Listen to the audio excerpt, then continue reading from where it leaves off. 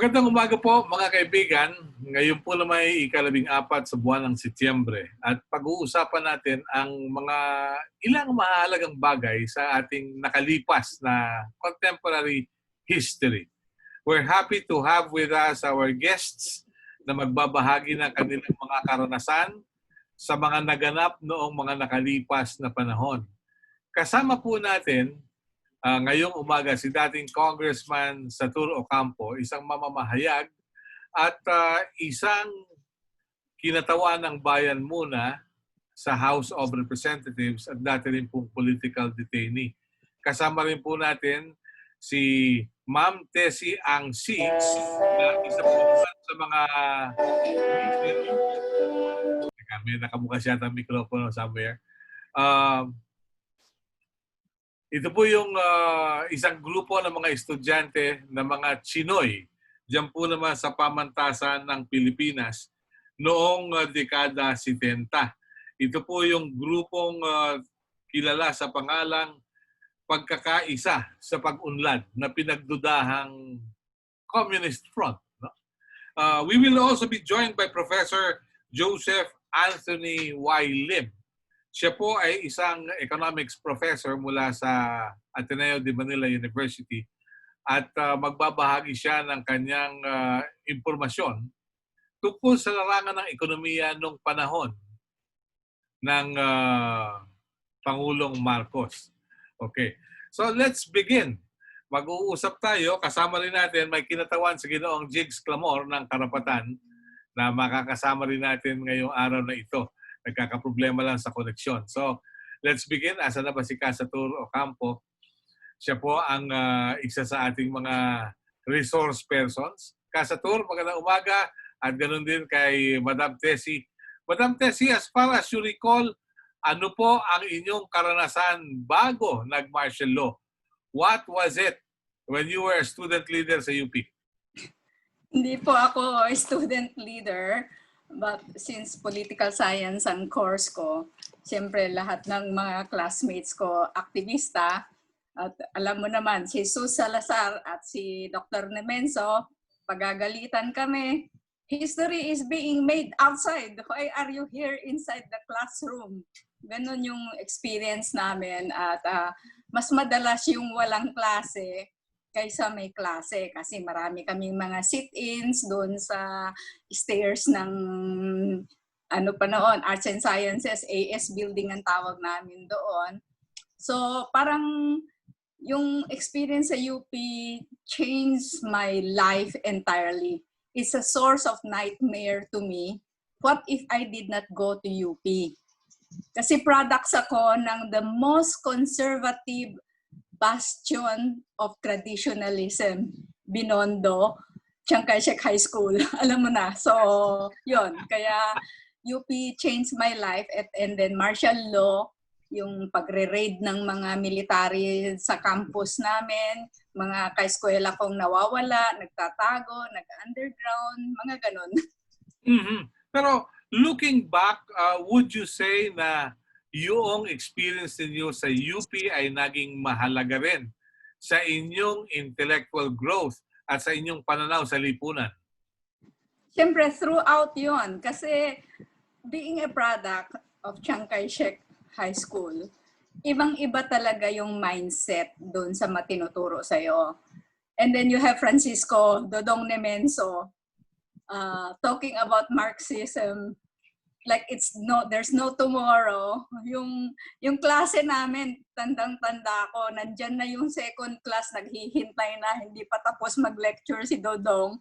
At wala namang pumipigil sa kanya because his lectures were very interesting until yung professor dating sabihin, klase ko na po yan, Dodong.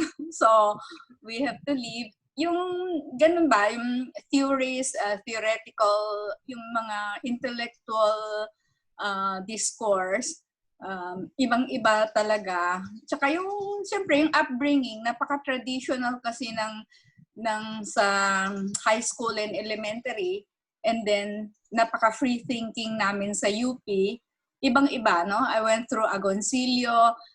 It's so sad I did not go through Renato Constantino. Pero hinabol ko talaga yung mga professor na kilala dyan. Parang you don't want to go through UP na hindi mo nadaanan si Dodong Nemenso, si Agoncillo, si Sus Salazar. So yan yung mga hinanap ko talagang mga professors. Pero would you say na you felt threatened when you saw military personnel na umiikot-ikot na rin sa UP even before the declaration of martial law? Sigurado yun kasi the most memorable to me, kasi hindi ko nalaman ko ano nangyari dun sa mga classmates kong yon. Tatakas kami sa likod through Balara. Kasi nga dumating yung mga military, may tangke, pumasok sa campus namin. Kaming dalawa ng classmate ko, tatakas sana kami. Nasalubong namin yung mga classmates namin na may hawak na Molotov cocktails, mga Molotov bombs. So we begged them, leave for another day. Wala kayong laban sa mga tangke na yan. Umiiyak talaga kami. And I don't know what happened to them. Kung tumuloy ba sila. Kasi kami nga, nung classmate ko, doon kami sa likod ng gate, sa Balara gate kami lumabas.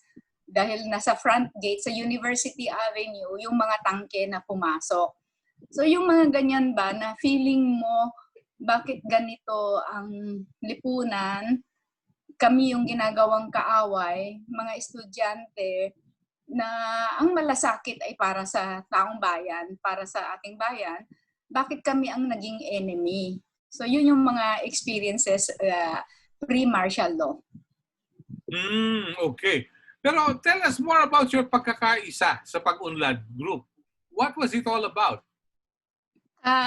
Yung 1969 yan, we started organizing kasi 75% of the Chinoys who were born here, who grew up here, who knew no other home except the Philippines, were Chinese citizens. So, magko-constitutional convention, we wanted to fight for jus soli, principle of citizenship. Na pag dito ka pinanganak, dito ka lumaki, dito ka nag-aral, dapat qualified ka to become Filipino citizens. So we formed Pagkakaisa sa Pag-Unlad. Yung pangalan pa lang, makita mo, Pagkakaisa.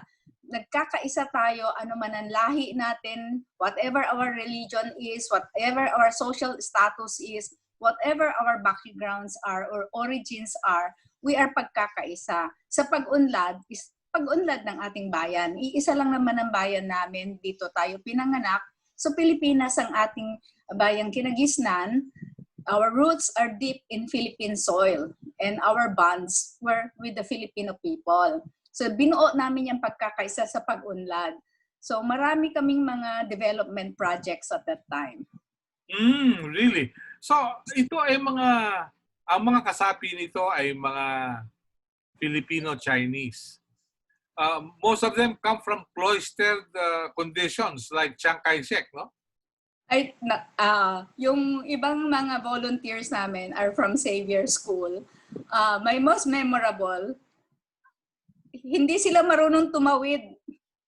Sa Hindi kalsada. sila marunong tumawid ng kalye.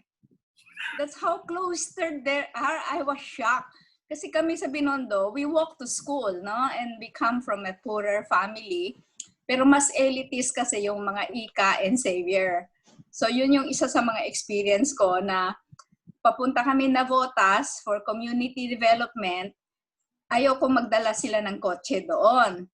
So naka-jeep kami, tapos natawid kami, lalakad kami. Hindi marunong tumawid. Ilang beses na akong tawid, dalawa-dalawa ang dinadala ko. I help them cross the streets. These are high school students or high school graduates, but they never experience crossing a busy street of Recto, Claro M. Recto noon. Kasi papuntang Navotas eh. Tatawid ka ng Claro M. Recto, sasakay ka ulit papuntang Navotas. Jeep kami kasi nga ayoko magdala kayo ng kotse dahil depressed communities ang mga yan. So those are the things that Pagkakaisa Pag-Unlad had to do. These are very young Chinese Filipinos. So kami, we insist of being called Chinese Filipinos. Filipinos kami, Chinese is the modifier. hindi na kami yung generation ng mga tatay namin na Filipino-Chinese. They are Chinese who happen to be in the Philippines. But kami, Chinese-Filipino, Filipino ang noun, Chinese signifies our racial origins and our heritage. I see. Pero yung mga kasama ninyo nung araw na hindi marunong tumawid ng lansangan, over the years, nasaan na sila? Nagpatuloy ba yung kanilang conscientization, so to speak? Marami kami dyan. I saw kanina may nag-enter ng chatroom mo si Napoleon Co. He was the organizer of Pagkakaisa sa Pag-unlad in Cebu. Sa Cebu siya. And we had a good group also in Cebu who also did community development efforts. Many of the Pagkakaisa people later became the principal organizers of the successor, yung Kaisa para sa Kaunlaran. Kaisa na kami hindi na Pagkakaisa. Kaisa sa Kaunlaran, meron ng Kaunlaran. So, nagpatuloy yung grupo until now. No? Even if martial law, we had to hibernate. Okay. We're joined by Casatur Ocampo. Magandang araw, Casatur, and we're happy you're back despite the unstable internet. Yan, wala ka. Nakaon na ba? Yan, okay na po. You're on. Casatur, subukan po natin ang inyong signal from your end. Uy, mukhang unstable yung kanyang internet. Paano kaya? Casatur, one more time.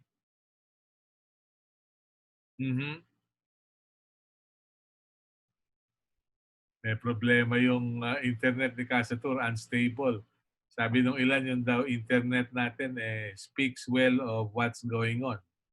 Anyway, one more time Casatur, baka sakali magkaigi ang ating signal. Oy. One more time Casatur.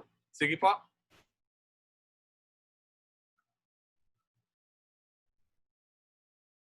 Good morning.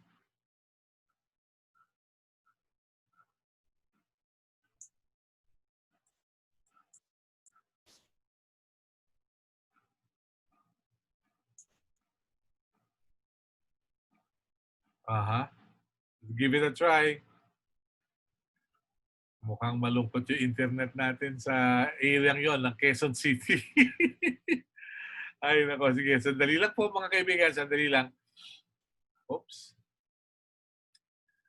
Baka sakali, i-unmute na natin si Casatur. Narinig ko na boses niya kanina eh. Okay. Yes. Hello. Good. Magandang umaga po and welcome. Sa wakas. Uy, nawawala yung signal. Wow. Magandang umaga sa inyo lahat. Yan, okay na. Can hear you. Can hear you now.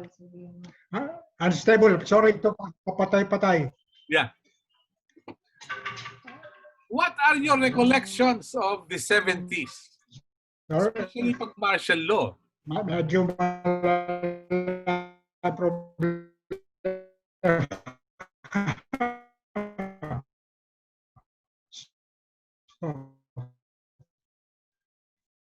Wow. Unstable. I'm tempted to ask you kung sino provider nyo. Paano tayo magbe-blended learning nito? Nawala tuloy. Signs of the times. Yeah. Malungkot eh. Okay na sana. Okay, one more time. Casatur, can you hear me? Okay na kanina eh. Medyo unstable lang yung internet. Hello? One more time.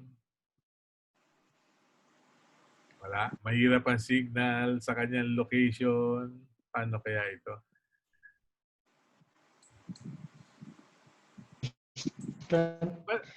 Mahirap yun. Internet. Yan.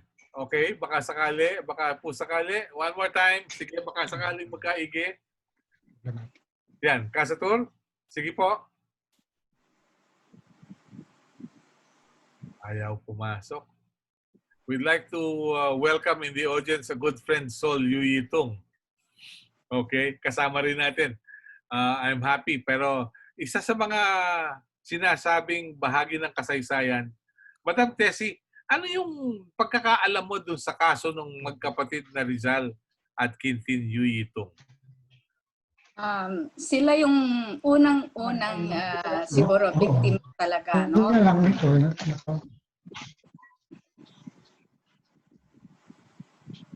Oops.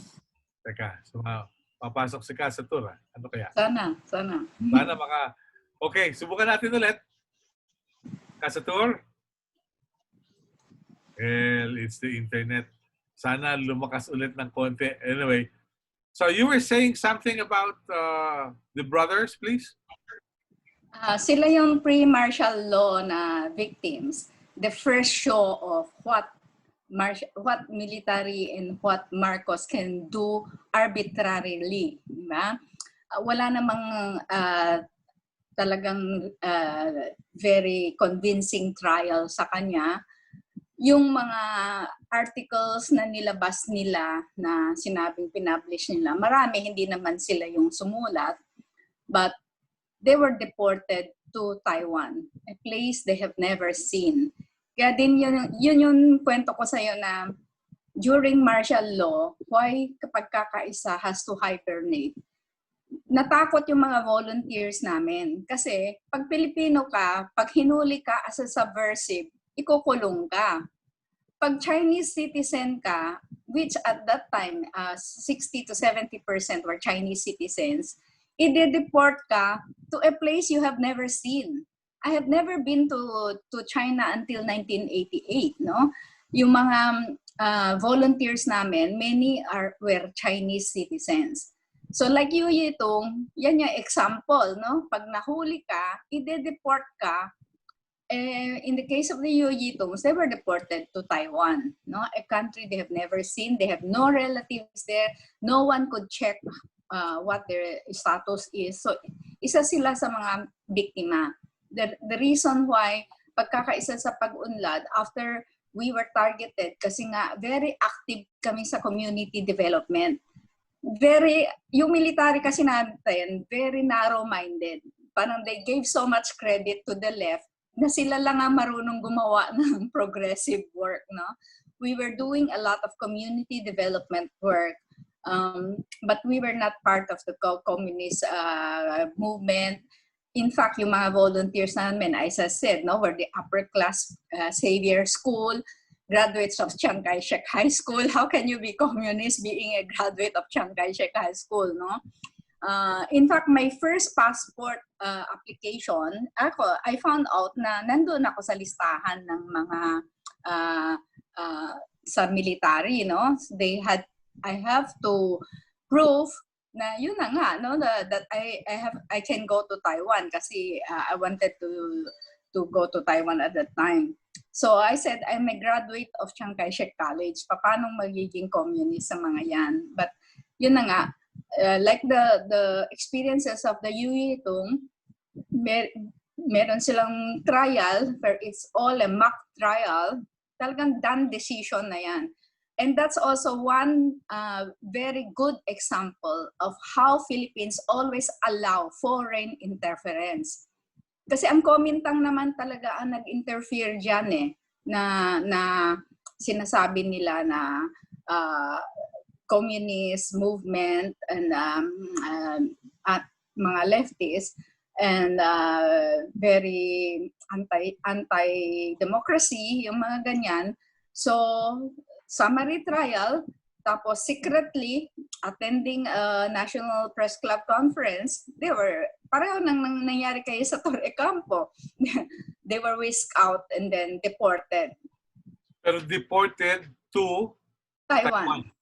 Would you have any idea why, of all places, were they sent to Taiwan? Wala naman tayong diplomatic relations with China at the time. We were under the Kuomintang Taiwan, hindi pa ano yun, pre-martial law pa.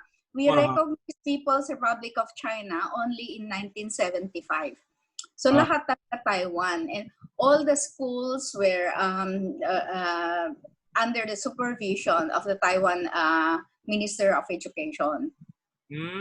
Okay. So, that's the story behind, ha? Pero sabi nga ni Sol, they were pre-martial law victims of Marcos. Yeah. Maliwanag yon. Let's give it. Yeah, subukan natin ulit si Casatur. Casatur, one more time, baka sakali maganda na yung signal. Paano kaya tayo magbe-blended learning nito kung ganito ang signal, ano? Sana makapasok si Casatur. Maganda yung ating inputs ngayon about what's going on. Well, I recall, Madam Tessie, when I was still with Radio Veritas, guest ko si Satur Ocampo. And then there was a Colonel Robert Delfin ng PNP.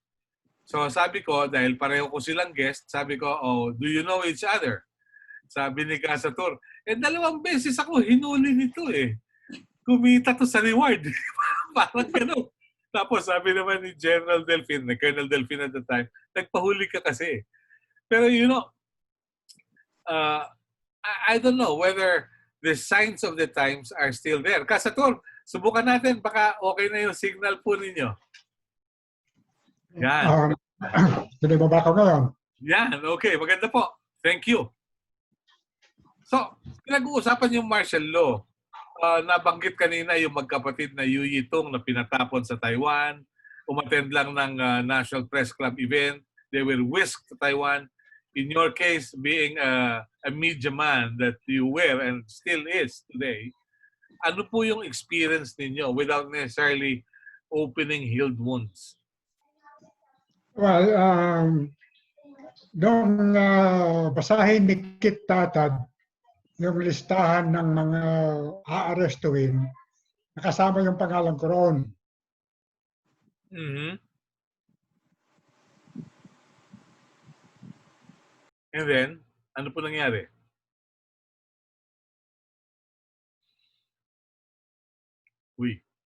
Naging unstable. Okay na sana, maganda na. All right, one more time baka sakali. So nasa listahan po kayo ng huhulihin.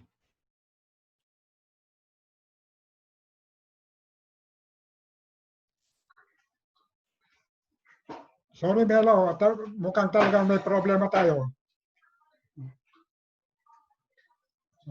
Hindi ko narinig. Sasalita siya. Kasi naka-mute siya.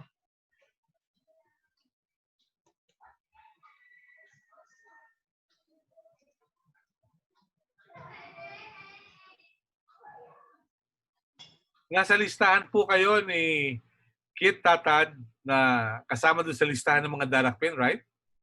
Yeah, oo. Kaya at any rate, kasi even before the declaration of martial law, nung sinuspend ng writ of habeas corpus noon, winarningan na ako. No? So, nakapag-sidestep before and yung actual declaration ng martial law. Nabot ng higit 4 na taon, 1976 January, nung na-arrest ako. Aha. Okay, so it was 76 already. Akala ko at the declaration of martial law, hindi pa pala, no? And then, what happened was a nightmare, a continuing nightmare, right? Well, yes, hindi naman yung kakaiba sa maraming mga aktivista at even mga karaniwang mamamayan na inaaresto ay nagdaraan sila sa torture, lalo na sa pagsisikap ng mga arresting units na makakuha ng tracer na information para makahuli pa sila ng DAG. Sa panig ko, ang kapasyahan ko, hindi ako magsasalita. Hindi ako iiri, hindi ako sasabi ng karal, wala akong sasabihin. All throughout, yung magdamag na torture sa akin, wala silang nakuha information. Yeah. Yung torture po na naranasan ninyo, parang may similarity doon sa mga accounts ni Archbishop at ngayon ay Santo Oscar Romero. At kahit doon sa documentary kay Pope Francis, yung mga torture na ginamit sa mga perceived enemies of the state, ganun din po ba yung nangyari sa inyo? Well, oo, bawang ganun yun. Yung body, yung pagbumubog at saka yung paggamit ng electric current, yung sinasabi ng Meralco process. No? Tapos sinilublob pa yung aking mukha sa inodoro ng ganyan at pinubaran ako ng todo-todo, binuhusan ng tubig, saka yung simula ng electric current mula sa noo ko pababa. Yung mga ibang torturers, sinunog naman yung aking mga kuko sa paa, saka yung aking nipples ng sigarilyo, saka yung aking hari. Ganon, ginawa niya.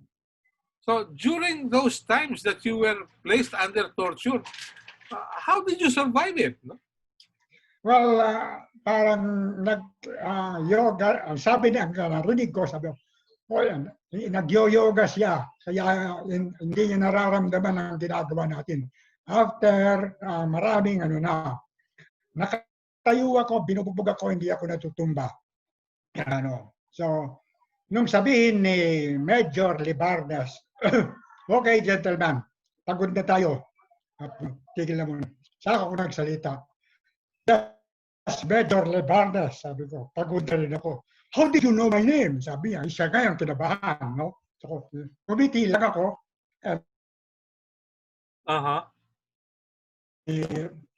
Lieutenant,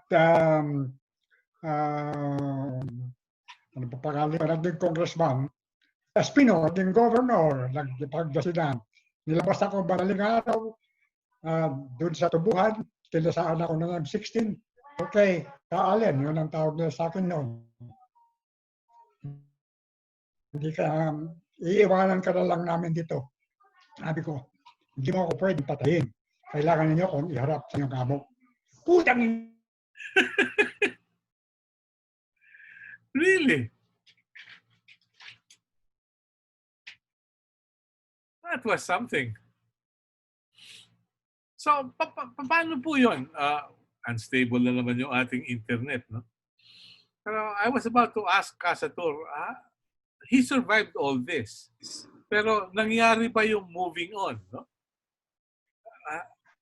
Have you ever moved on after all those things? Pakiulit. Na-torture po kayo, dinala kayo sa tubuhan, sabi nyo hindi kayo pwedeng patayin. How were you able to move on? Well, anyway, ibinalik ako. Kasi later talaga naman ginawa nila, lahat ng mga isang November, lahat ng mga na nakakulong noon, nahuli na rin doon si Commander Dante, nahuli si Victor Corpus, nahuli si Joe Masison. Pininistinta kami kay Marcos sa Camp Bonifacio, Fort Bonifacio. At saka nung ini-introduce kami, sinasabi to siya, sabi ni Marcos, never mind, I know him. Ganon. Yung kakaibangan ron reaction sa media, ako lang daw yung detainee na dinala sa stage na kumakaway, bumabati sa mga media people. Kasi, dati kayong mamamahayag eh. Kilala niyo yung mga nandun eh. precisely, yun, ganon. Kaya kapat si Marcos, sabi niya, kilala ko yan, hindi nyo kailangan sabihin. Ganon. Anyway, ang attitude ko throughout the detention, hindi ako yuyuko. Hindi ako pagsasabit sa kanila. Igigit ko yung aking karapatan, igigit ko yung pagkatama ng ginagawa ko. Kaya, yung pinatagal ako, umabot ako ng 9 na taon at 3 buwan. Kailangan ako tumismong tumakas. At ang mga kaibigang journalist sa National Press Club ang tumulong sa akin para makalaya. Okay. Pero hindi po nagtagal nakaharap niyo yung mga nang torture sa inyo sa House of Representatives. How did you feel about it? Oo. Si Aguinaldo, yung unang naging congressman doon. Uh-huh. How did you feel about it, seeing them?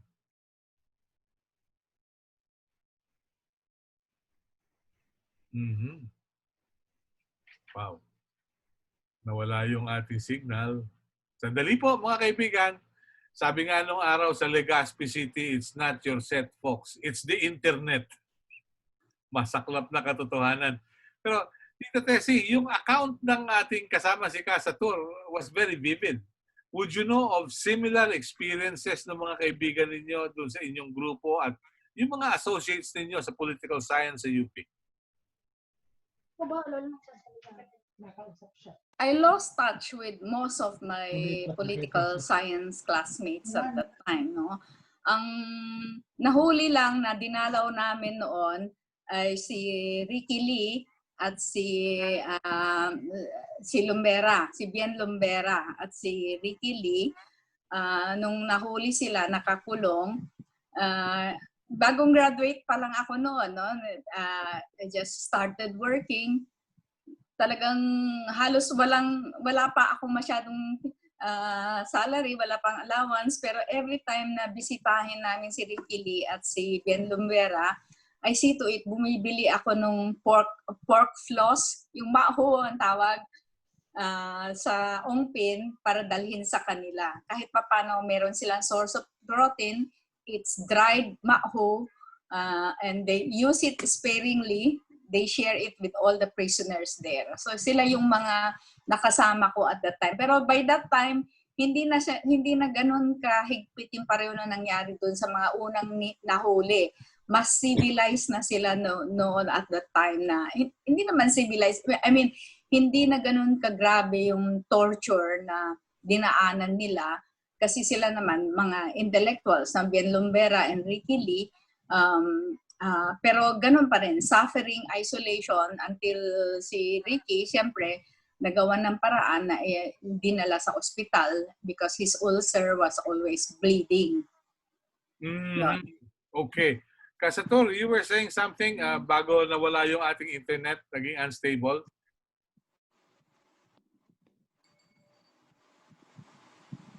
Sige nga po, pakisubok lang. Yeah, Casatur. Okay.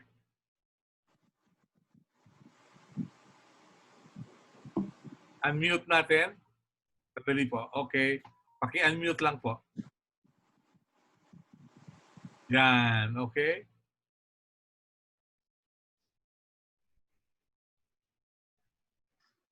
Hindi na talaga yung internet, no?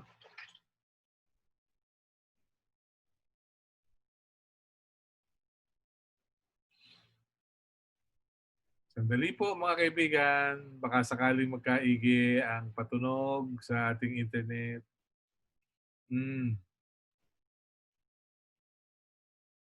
Subukan natin. Casatur, can you hear me? If you can hear me, kahit siguro wala munang video, audio na lang para mas maganda signal. Baka it may take much of your signal. Okay. Yes, please. Casatur?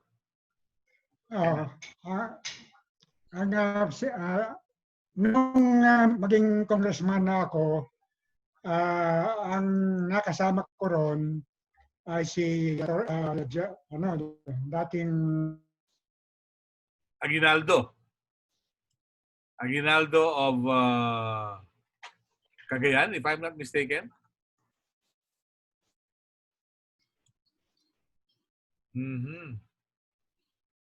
It's the signal.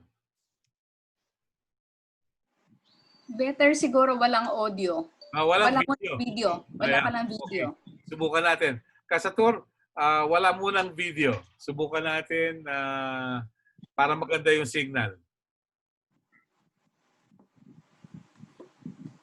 Okay. Ayan. Okay. Yeah. Okay. Sige po.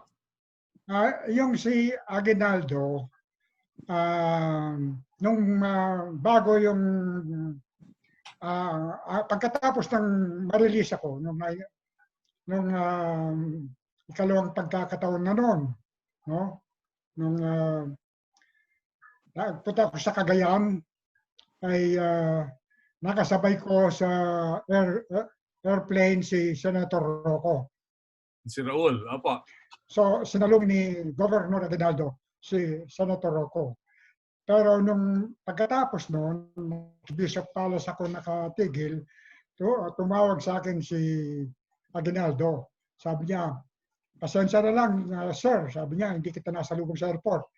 Pero magkita tayo bukas, sabi niya, sa breakfast.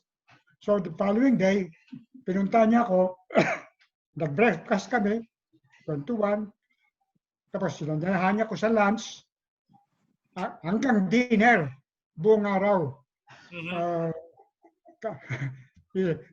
Tinawag niya yung provincial commander, pinakilala niya ako. Ang sabi ni Aguinaldo doon, itong boss ko sabi niya. Yung nabasa ko yung kanyang mga papeles, sabi niya, kaya ako naradikala. So parang nagkaroon ng conversion. Alam mo, sabi ni Aguinaldo sa akin noon, yung sa dinner, kasama nandun pa yung judge, yung RTC judge, nandun yung provincial commander. Sabi niya sa akin, boss, sabi niya, wag mo nang puntiryahin ng mga bata ko. Ang kalaban dito, sabi niya, si Mamba. Ganun, ha?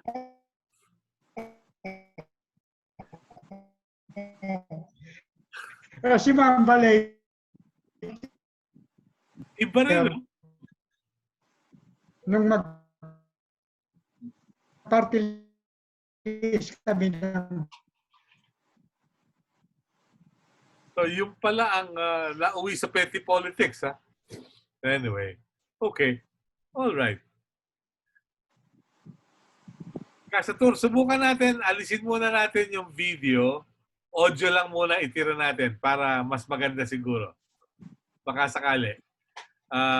Stop video, tapos audio lang tayo. Yan. Yan. Okay, good. So, nung pag-uusap ninyo, sabi si Mamba lang ang kalaban. Oo. Sabi ko,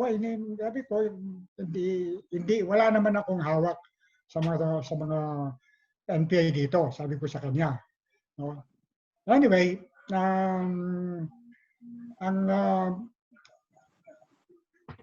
nung umabot nung 2001, nung ma-elect magkampanya sa election, sa Cagayan, si Mamba ang nag-manage ng aming campaign. So, nung mag-open yung session, bago mag-end pala yung session nila, nag-privilege speech na talo si Aguinaldo. No? Kaya, ang sabi niya, isisi niya ako sa kanyang pagkatalo. No? Anyway, later naman, ang nagkaroon ng, much later na yung incident na pinatay naman si Aguinaldo. No? Ayun, yung kay Espino naman, nakwento ko kanina, sinikap niyang, sinubukan niyang hilingin ang aking tulong doon sa isang legislative action na ini-increase ang allowances ng mga sundalo. Kasama yung, pati yung kanilang mga kagabitan. In-endorse ko yon, no, sa committee at bumoto ako puro doon. Sabi ko, basta sundalo, titiyakin lang ninyo na yung pondo ay pupunta sa kanilang mga pangangailangan at kukumpletuhin nyo ang kanilang requisitos. May ganong mga often known na interaction sa mga dati kong torturer. Si Delphine. Si Robert.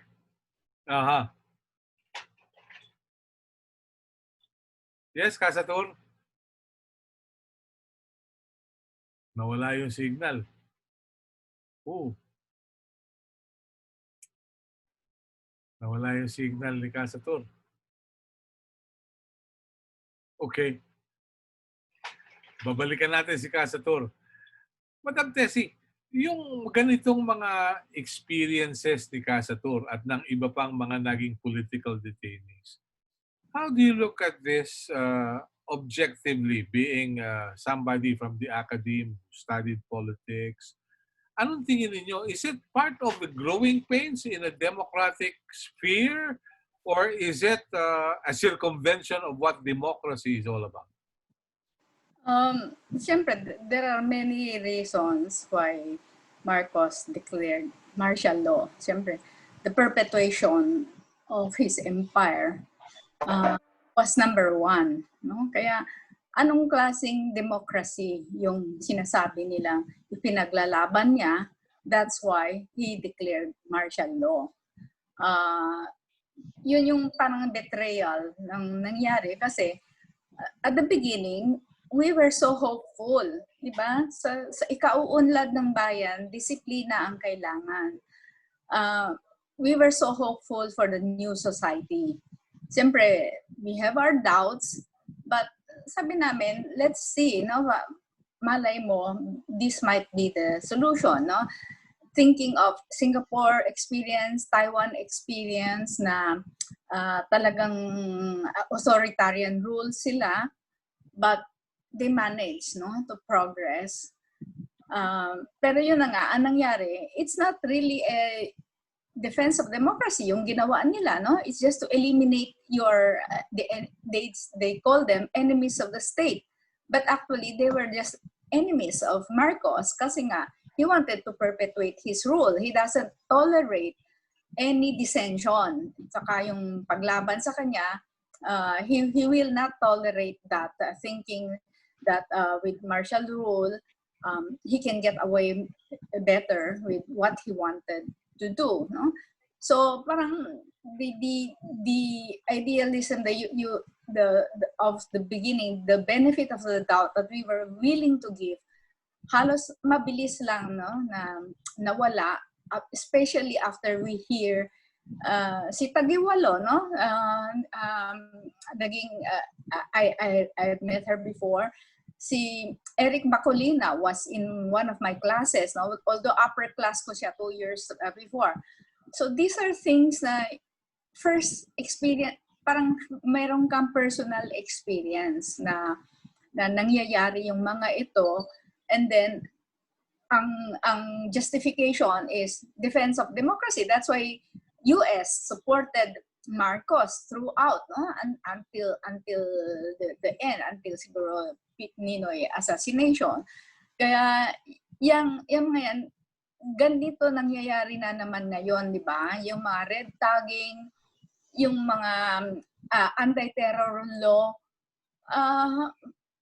those are nothing but a defense mechanism, a circumvention of the rights of the people by saying that they are terrorists, they are enemies of the state, by red tagging them so they can get away with what they're doing. Kasi dissension parang hindi naman tayo pwedeng tumahimik sa mga nangyayari Tulad ngayon, di ba? Blended learning daw.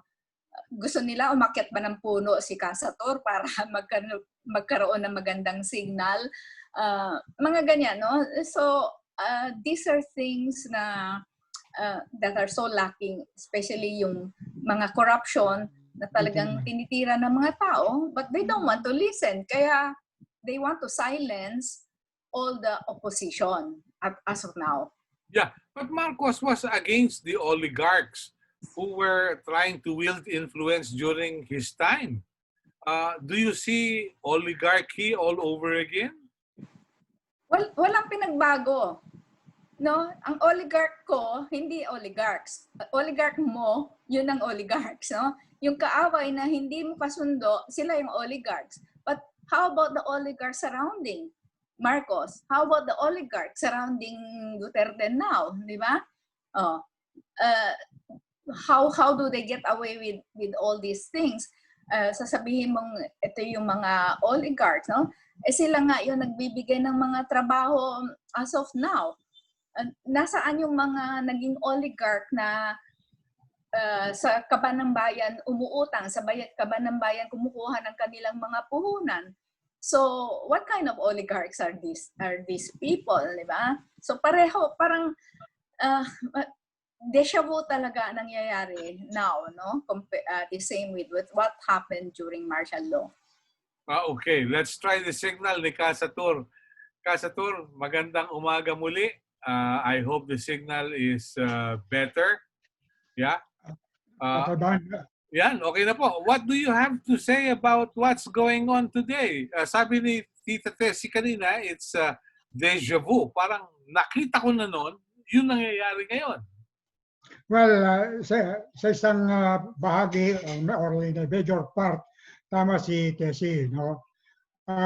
Well, unang-una, nagkakampanya pa lamang si Duterte ay nagpahayag na siya ng kanyang paghanga, matinding paghanga kay Marcos. Sabi niya, the best president the country ever had. Siya yung idolo ko. No? So, hindi katakataka na sa kanyang administration ay patuloy yung pagsisikap niya na kayahin si Marcos. Dalawang factor ay ang pag-amid niya na si Jaime Marcos lang nagpondo ng malaki sa kanyang kampanya. So, publicly, pinapahayag niya yung kanyang utang na loob sa mga Marcoses. Kung kaya, binaligtad niya ang paghusga ng kasaysayan, paghusga ng mamamayang Pilipino kay Marcos bilang diktador, mapangapi at nagnakaw ng yaman ng bayan at pinayagan niya ang paglilibing kay Marcos sa libigan ng mga bayahi. Although, napakalakas ng mga pagtutol. Pagpapatuloy hanggang ngayon, yung kanyang pagpapabalik ng mga Marcoses sa paglilinis, no, ng kanyang naging marumi at napakasamang pamamahala sa buong panahon ng martial law. Yeah.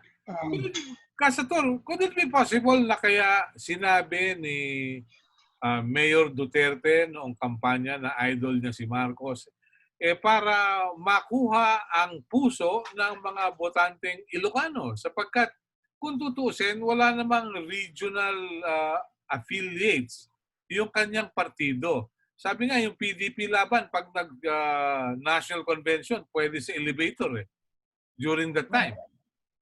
Yeah, may punto ka ron. Kasi nung pagpunta niya sa Ilocos, doon sila nagkasundo ni IB na susuportahan siya ng mga Marcos sa Ilocos region. At nanalo naman siya ron. So merong material basis yung kanyang patuloy na pagtatangkilik doon sa kagustuhan ng pamilyang Marcos na burahin yung ng record ng martial law. No? Hanggang itong pinakahuli na proposal ng legislation ng House na in-approve declaring yung Marcos Day nung nakaraang September 11. No? Yun ay baligtad na desisyon ng current Congress. Doon sa ginawa noong 2013 na pinasa yung batas ng recognition and compensation of the victims of martial law, victims of human rights under martial law. Kung saan dineclare sa batas na yon policy of the state to honor and declare as heroes the victims of torture, killings, and other gross human rights violations during the period of martial law from September 21, 1972 to February 25, 1986. Very definitive yun. The government declares its moral obligation to honor the victims of martial law. Kaya ginawa yung compensation, meron po. Aha. Okay. So, maliwanag po iyon. Pero let me ask you, you were once a business writer para sa isang broadsheet. Ano yung ekonomiya nung panahon bago dineklara ang martial law? How was the economy during those times? Kasatur.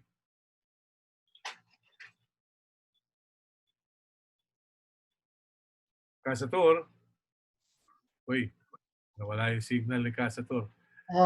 Okay pa? Yan, okay, please, go ahead. What was the Uh, economy during the time? ano? Ano yung ekonomiya noong panahong iyon? Dahil sa natatandaan ko, bago nag-martial law, magtataas lang ng 3 sentimo sa presyo ng krudo, nagwewelga na ang mga tsuper. At nakakapaglakad ako sa kaba ng Espanya. Tama yun. Noon, maliliit pa lang ang mga increases ng presyo ng sentabo. Ngayon, makikita mo naman, hindi nagbago yung kaayusan ng ekonomiya, napakadependente sa ekonomiya at sa tulong, loans, at saka yung pag-export ng mga manggagawa. Na problematic na ngayong pandemic na ito, na bumabalik sila dahil sa nawalan ng trabaho sa iba't ibang bansa na pinagdalan sa kanila. So isang particular na problema ito, sinasaluan ng Duterte, naging kamalian ng lahat ng nakaraang administrasyon na hindi niya talagang ginawa yung pagbabago sa sistema ng ekonomiya, lalong-lalo na maging yung agrarian reform na dapat ay 10 taon lang madidistribute lahat ng agricultural land, magpahanggang ngayon ay hindi pa rin natatapos. So may cumulative responsibility ang lahat ng post-Marcos dictatorship administrations sa hindi pagkakaroon ng talagang batayang pagbabago sa katangian ng ating ekonomiya. Ang development ng agriculture na dapat sa yung bumubuhay na at nagpapaunlad sa ating mga kanayunan, hanggang ngayon problematic pa. Yeah. I have to ask you this, Kasatur. Gaano ba kalakas ang impluensya ng Amerikano sa mga nagaganap sa Pilipinas? Sapagkat noong pang dekada 70, pag may nababaril na Pilipino sa perimeter ng Clark Air Base, nagwewelga. Kung di man nagwewelga, nagpoprotesta ang mga kabataan. Totoo yun. Kasi historical na karanasan natin yun, na yung American presence at ang sinasabing pag-recognize ng liberation ng sa Second World War, no? Natali sa mga kasunduan ang gobyernong Pilipino. Yung Military Bases Agreement, yung Military Assistance Program, for the time yung Laurel Langley Agreement, at sumunod kahit later sa mga bilateral or multilateral agreements, kahit sa pagboboto sa United Nations, sumusunod ang Pilipinas sa United States. For that time, parang dahil dun sa criticism ni President Obama sa war on drugs ni Duterte, sabi niya, puputulin niya yung relasyon sa Estados Unidos at nag-turn sa China at sa Russia.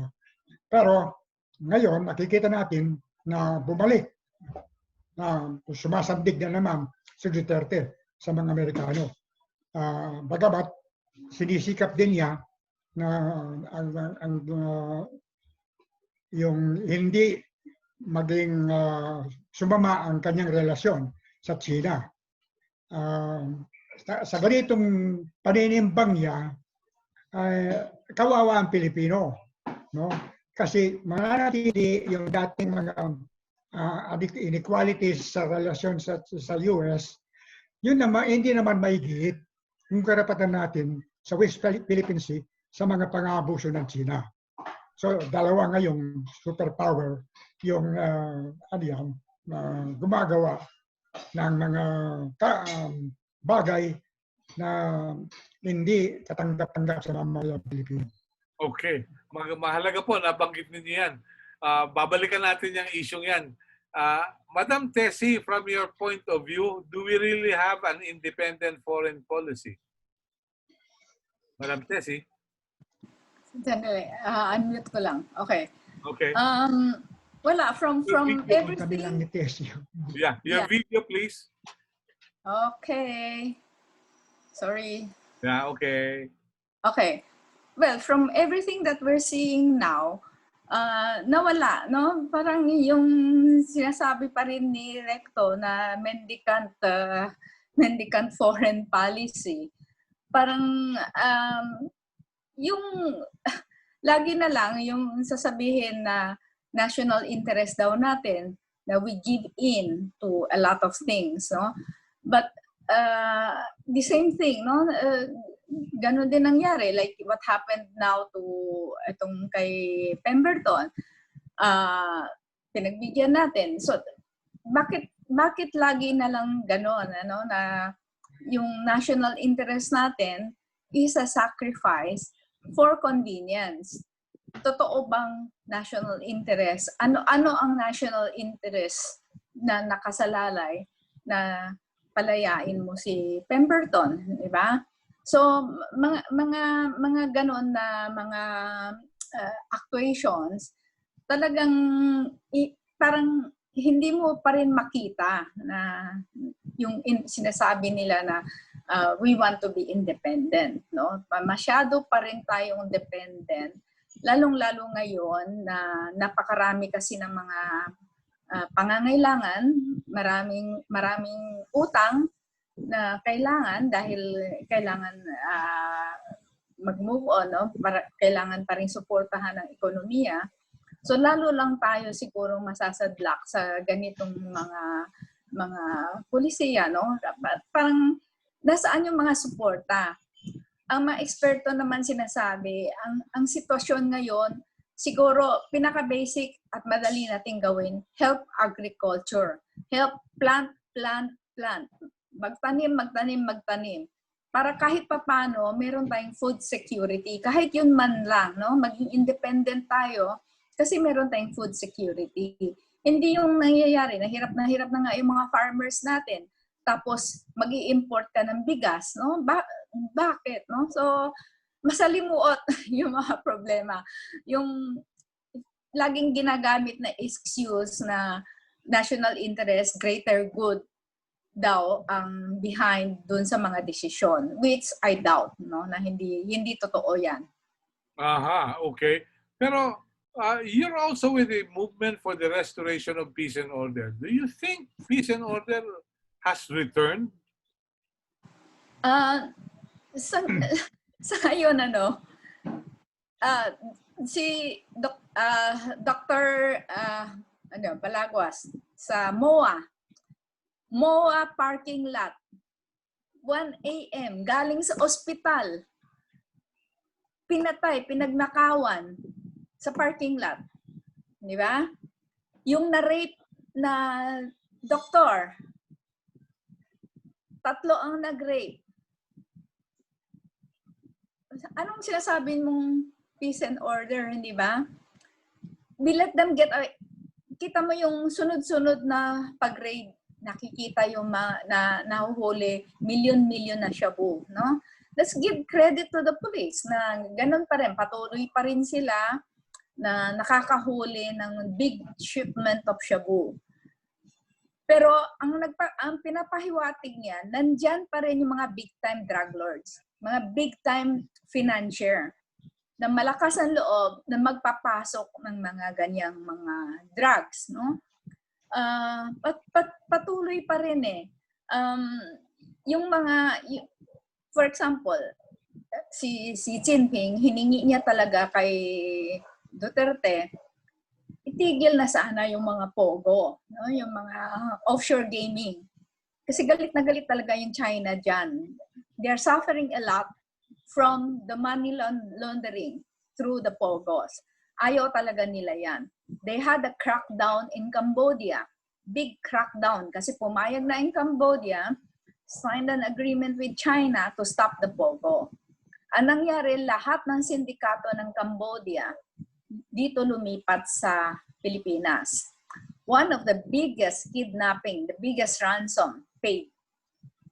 Ang kasabwat dyan yung mga Cambodia na big-time gambling financier with the supposed to be online gambling natin, and all the downstream crimes being committed because of this, because of the presence of these people. So, extortion, mga modern cybercrime, there's still a lot. No, we're not saying that. Maybe I will concede. No, it's much peaceful now, as of now, compared to yung height of kidnapping dati. But then it has not stopped, and we may be seeing the worst because of the economy, because of the worsening economy. Kita mo yung mga plant nappers, plants lang, no? Indoor plants, gardens, ninanakaw. So what are we looking at for the future? So kami, we keep on calling on continued vigilance during this time of economic crisis. Yeah. Kasatur, ano po ang nakikita niyong kinabukasan natin sa sitwasyon ngayon, Kasatur? Ang pinakikita ngayon dito sa karanasan natin sa COVID pandemic, nung pagkalugmok ng ekonomiya sa maling matakaran ng yung biglaan at malawakang lockdown mula noong March hanggang Abril at patuloy hanggang ngayon, ay talagang yung pinagmamalaking matatag na pundasyon ng ekonomiya ay hindi talagang ganoon. So, ang nakikita maganda, yung inisyatiba ng mga independent o grupo, organisasyon na gumawa ng pamamaraan ng survival o alternative sa mainstream economy para mag-survive ang mga tao. Sa tingin ko, kung hindi ito susugpuin, mas napauunlarin sa tulong ng new technology yung economic activities na lalong-lalo na nababanggit ni Tessie, nagkakasundo kami ng agriculture, dapat talaga i-develop. Pero dito sa 2020-21 budget, binawasan pa yung agricultural budget, dinalaban ngayon ni Secretary yan. So, yun, kailangan magkaroon ng rethinking sa current economic policies. Pero dapat mas yung inisyatiba ng people's organization, non-governmental organizations, yung tinatawag na civil society, ang makapangibabaw at maging very critical sa current administration. At kung matapos ang 2022, kung magkakaroon ng halalan at magkaroon ng bagong pamahalaan, higit yung talagang review ng ating economic policies. Okay. Are you not disturbed by the current situation? May mga namamatay, mga human rights advocates, yung mga nabiktima, mga naituro na sinasabing kasama ng mga rebelde, yung mga na-red tag? Yan nga yung grabe. Sa panahon ng martial law, insurgency, ang ginamit tuntungan ni Marcos sa pagdedeclare ng martial law, kutsabahan daw ng CPP, NPA at ng mga oligarchs. Ngayon, sa itong latest statement ni National Security Advisor Ramon Desesteron Jr., sabi pa rin niya ang number one problema sa national security ang New People's Army. Kaya nung dinagdagan yung budget ng counterinsurgency ng 2,000+%, ay pinagtatanggol niya. Sa halip na yung health at ibang mga social services, patuloy na tinutukan itong sinasabi nilang program na task force to end communist insurgency bago matapos ang term ni President Duterte. Parang yung kampanya na tapusin ng drugs bago matapos ang term ni Duterte. Inamin ng President Duterte hindi niya magagawa. Ngayon, ginigit nila ngayon, magagawa nilang talunin na o duruin na ang CPP-NPA bago matapos ang term niya. Kaya tumitindi itong mga represyon. Ginamit ang anti-terror law. Pinagtiyak na yung insurgency at saka terrorism. Kaya ang tawag nila ngayon sa NPA Communist Terrorist Group, no? Yung mga progressive organizations, tinatawag nilang front organizations ng CPP-NPA, kaya naging target din sila. So, kung tingnan niya ngayon, mas marubha ito kaysa sa panahon ng martial law na yung mga killings ay karamihan nasa countryside. Pero dito, sa lahat ng bahagi ng bansa, no? Today ay merong isang international campaign ng Stop the Killings. Mamayang 10:30 hanggang hapon dyan sa bantayog ng mga bayani. Meron lang suporta. Kasi pagsisimula ngayong araw ito, yung 45th meeting ng United Nations Human Rights Council. At tiyak, ihahapag muli yung report ng Human Rights United Nations Human Rights leader ng kanilang finding sa Pilipinas. Nagagawa, itutulak yung resolution na mas gumawa ng masinop na investigasyon sa mga extrajudicial killings at iba't iba pang human rights violations. Okay. We'd like to open the floor to our colleagues from the media who may have questions sa ating mga resource persons, kay Madam Tessie Angsi at kay Casatul Ocampo. Pat Santos of Daily Tribune, I know you have some questions. Please go ahead. Pat? Yeah. Yung video, Pat. Narinig mo ako? Oo, Narinig para mo makita ako? kita yung video mo. Oo. So Go ahead. Okay. Pat, video. Para kay Ma'am Tess. Ma'am Tess. Okay.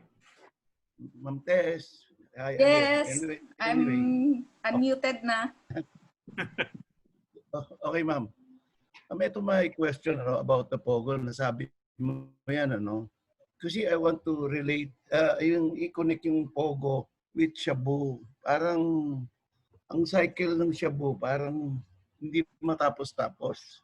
Despite malalaking huli, pwede ba nating isipin na ito somehow sinasadya na sa China para tuluyan tayong humina? Kasi may napanood akong video sa Opium War wherein yung mga British sinira din yung mga Chinese noon. Pero I do not know how true is that. Meron bang ganun semblance na move pailalim ang mga ganyan bansang China sa katulad natin Pilipino dahil alam natin vulnerable yung mga politician natin sa bribe, ano? Papanood natin sa ibang mga video na dealing sa mga China government, yung pagbabribe nila sa mga top official, meron bang semblance na ganito? Parang might as a thinking journalist.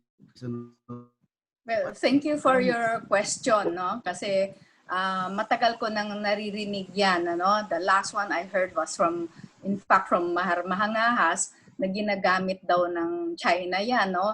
I think it's definitely an American ploy. Ang word nilang ginagamit is China's weaponless war.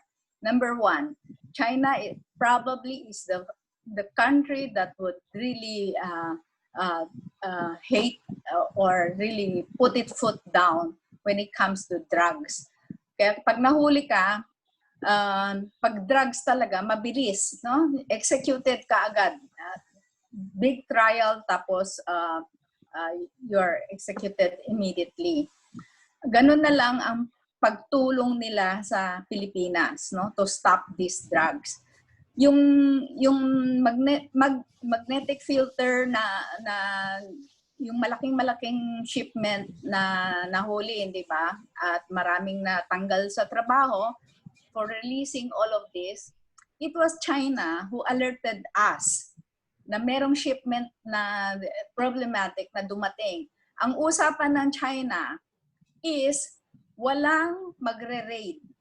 You will put intelligence people in the warehouse after it was delivered to find out who is behind. Ang ginawa, openly ni-raid. So hindi mo alam sino ang nagparating niyan. Ang hinuli yung Pilipino na broker, yung nagbabantay ng warehouse. Kaya galit na galit ang China at that time, no? I sent the conversation na pinadala sa akin, yung WeChat conversation, telling people na yung the wife, no, na sinabihan siya na problematic yung pinadala ninyo na shipment.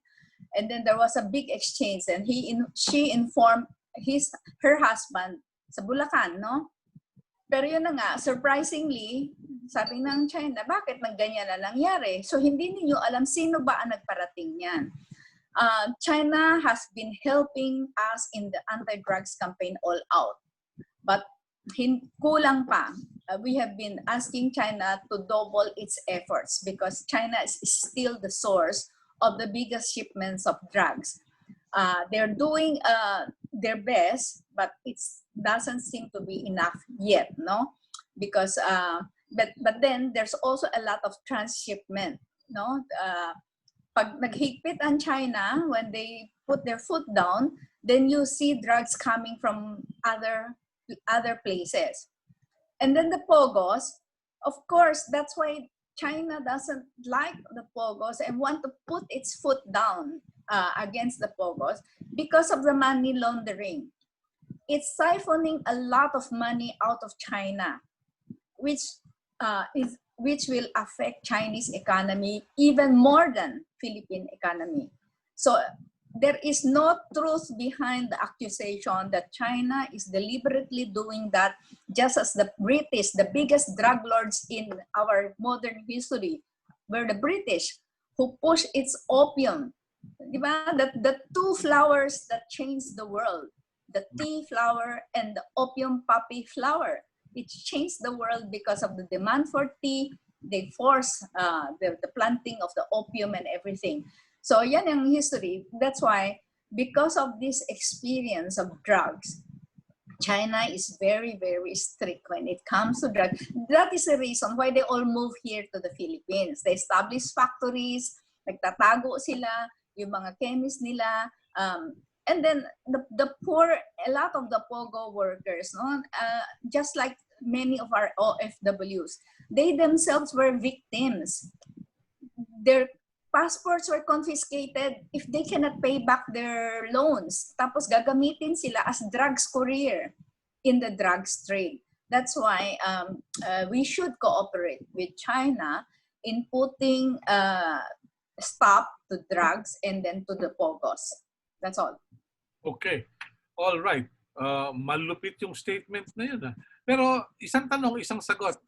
Madam Tessie, may kasapakat bang Pilipino yan? Definitely. Officials. You cannot just get away with things like that without connivance of our public officials. Okay. O, yun babantayan natin sa mga susunod na kabanata. Makakasama na rin natin si Professor Joseph Anthony ng Ateneo. Siya po ay isang ekonomista at magbabahagi ng kanyang pananaw. Ano ba yung takbo ng ekonomiya before martial law, during martial law, at hanggang ngayon? Sabi nga nila, it's the economy that will bring governments up or down. No? So we're waiting for the signal of Professor Joseph Anthony Lim. Isang problema rin kasi ni Professor, yung internet. Mukhang uso ngayon yung problema sa internet eh. Anyway, yung po mga kapatid ko sa media na magtatanong, paki-signal na po ako rito sa chat box so I can give you the privilege of asking the question. Nasaan na kaya si Professor? Professor, I know. Yes, okay. Welcome and good morning. Professor? Yes, please. Yes, I'm here now. Good. Okay. Can you please share with us your views about the economy? Yun doon. Can I have the PowerPoint? Ito. Here. Okay. The The PowerPoint, technician, whoever is in charge of the PowerPoint. yes, is there. Okay. Okay, can I go to the next slide? Yes, please. Okay. Yes, this one is, if you can make it bigger for all of you. Uh, This chart, I will remain in this chart for a long time. This is, can you see the years? You can just make it bigger, no? okay. Yes, it's big. Yes, so before we go to Marcos, it's very important to explain the years before Marcos. The import substitution period was way in the beginning where the growth was very high. That was our, what Dr. Lichauco loved a lot, the import substitution period, which is called our golden age of industrialization. That was very high growth. Parang Korea tayo noon. But as you can see, it keeps on falling. It kept on falling until 1960, where it reached a crisis. The problems were three. We were running out of foreign exchange because our exports were not doing well. So the import substitutions depended on imported parts and machines. Second, the alleged corruption of those who had the import franchises. When you have import controls, you also give it to special persons who can import it, right? So the Liberal Party charged that the Nationalista Party was doing a lot of corruption. The third was the lack of agrarian reform in the Philippines made our demand very low. So the people did not have money. So it's very difficult for industrialization if there are no buyers. Okay, so it was solved in 1962, the lack of foreign exchange. The immediate problem was we ran out of money to buy the imported parts and machines. So Diosdado Macapagal, it was Carlos Garcia's time. He lost to Diosdado Macapagal. Nationalista Party then was very clearly nationalist, pro-industrial, import substitution party. Liberal Party was rather the opposite. So when Diosdado Macapagal of the Liberal Party won, the first thing he did was to run to IMF to get the money, and we had to liberalize a little bit. Mhm. So, import controls were not all removed, but was slowly being removed. We had to devalue the peso from 2 pesos to $4, from 2 to $1 to 4 pesos per dollar, 100% devaluation. So Diosdado Macapagal also tried quote unquote land reform, but the only thing he did was really change share tenancy to lease tenancy in rice areas.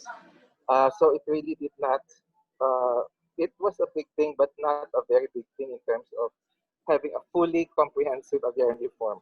So in came Marcos. So here it is. Marcos destroyed the clear distinction between the two parties. One was more nationalistic, pro-industrialization, nationalista party. Liberal party was more, practical. Remember, Diosdado also has a nationalist element in the cabinet, Larry Hanares. Larry Hanares was in the National Economic Council, and so he did not give up really the import substitution thing. But we note that our growth went down. This was the period when Korea was zooming up, and we were just around 4 or 5% growth. And then Marcos came in.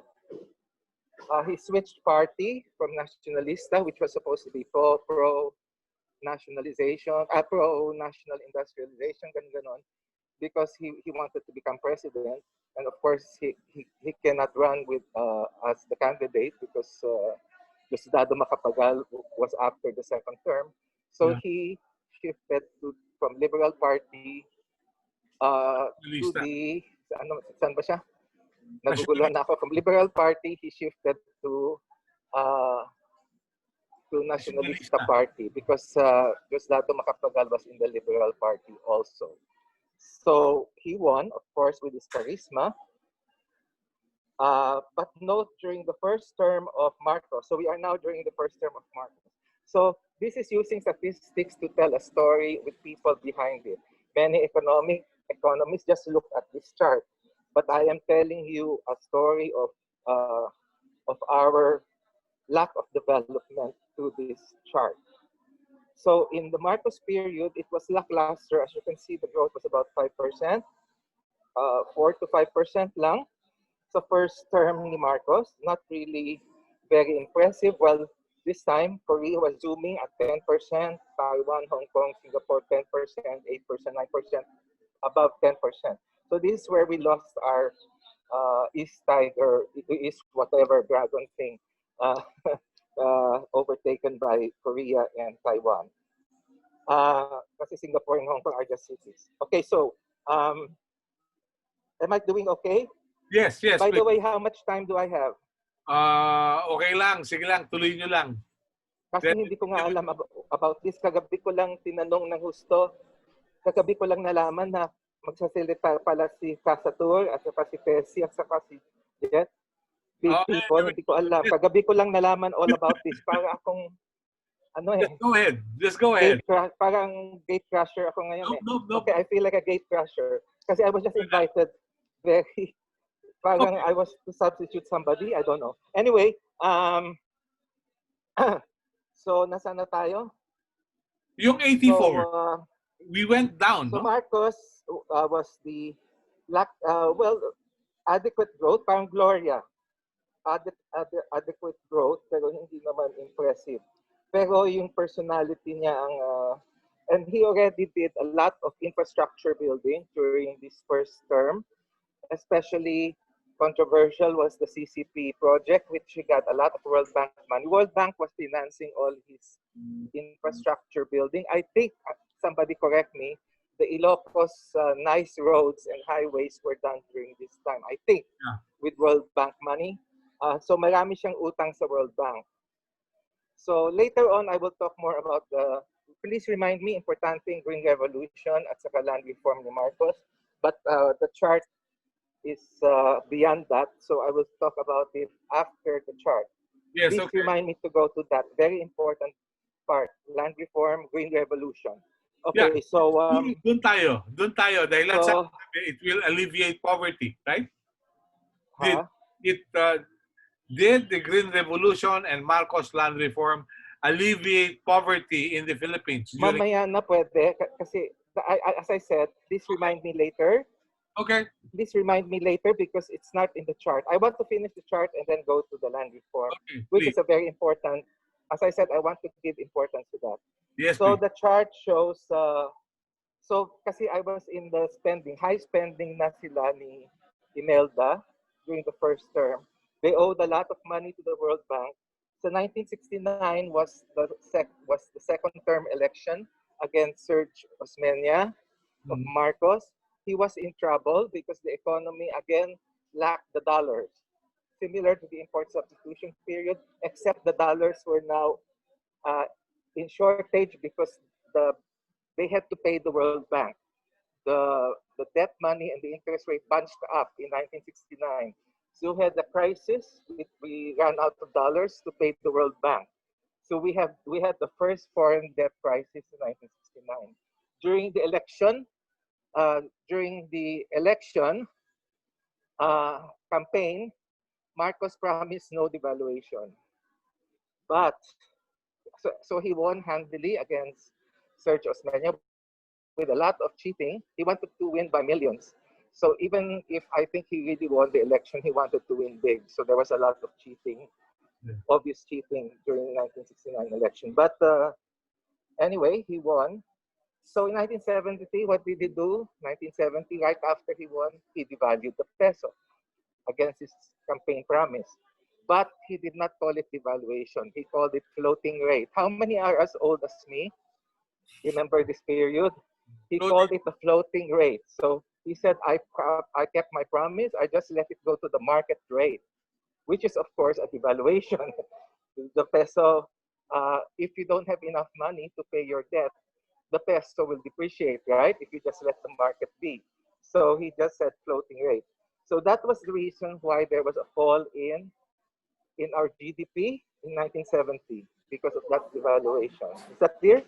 Yes. You see a sharp fall a significant fall in GDP and GNI in 1970 because of the devaluation of Marcos. At the same time, I think one of the reasons the economy fell, the growth rate lessened in these years was the first quarter storm was happening. 69, 70, we had student rallies, workers rallies. The Maoist party of Joma was just formed in 1968. And all of this chaos was not good for business. So the business actually were one of the big supporters of martial law. That's one thing I wanted to go later on. Anyway, so the fall in 1970 was for two reasons. The sharp devaluation, I think from 4 pesos to $1, it went to 7 pesos a dollar because of the floating rate. And so there was some recovery in 71, but he declared martial law in 72. He got most of the business support. I think, correct me for those people who remember, I think he got full business support for martial law because the the seemingly anarchic, chaotic situation was controlled. And so in 19, nasaan na ba ako? So in 1972, the economy tried to started to pick up. The growth went up. So in 1973, there was a boom. As you can see, it's 1973. There was a big boom.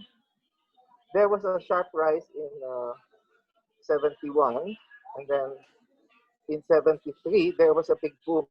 That was, as I said, two reasons. One reason is external. Our commodity prices went up, zoomed up because of the start of the Middle East war. And commodity prices. So our exports then were mostly agricultural products, coconut, sugar, etc. So our growth really went up in 73 for two reasons: the martial law, which business supported, and I think the more important was the high commodity prices which our exports were able to achieve during that year.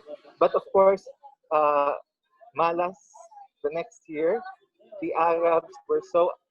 That's another story I can tell during the question and answer. A very interesting story where Israel was losing at the beginning, almost lost the war, except the US came in, and Russia chickened out, nagduwagan ng Russia. Anyway, the Middle East countries were so angry that they embargoed. Everybody remember that first embargo? Yeah.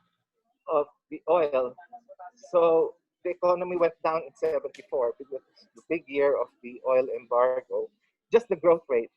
The growth rate went down, hindi naman negative. Now what happened, what people don't remember actually, what the Middle East countries were run by the Shah, the Sheikhs, the kings of the Middle East, sort of.